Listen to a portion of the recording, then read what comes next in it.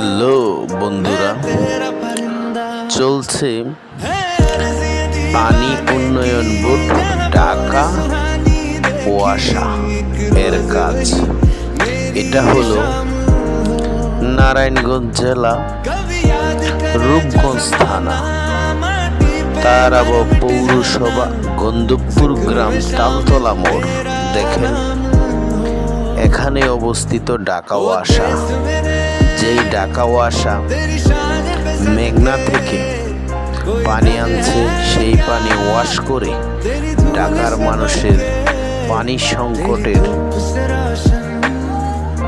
মোকাবেলা করবে।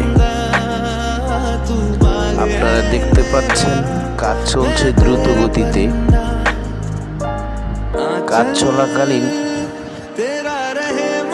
যে রাস্তাটা চলে গেছে রূপসী হইতে একদম কালাদি মোড়,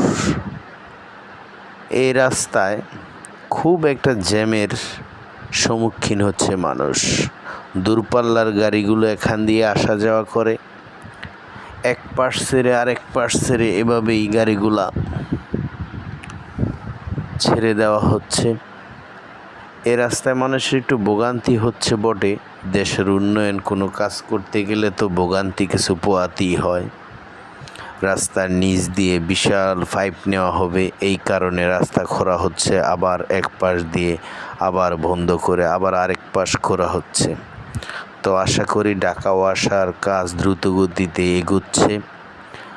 মানুষের যে পানির কষ্ট, সেই কষ্টটা একটু কমে যাবে যদি ঢাকা ওয়াসা ক্লিয়ার হয়ে পানি দিতে পারে। আশা করি ঢাকা শহরে যে পানির সংকট, এটা আশা করি থাকবে না। সবার জন্য রইল দোয়া ও ভালোবাসা।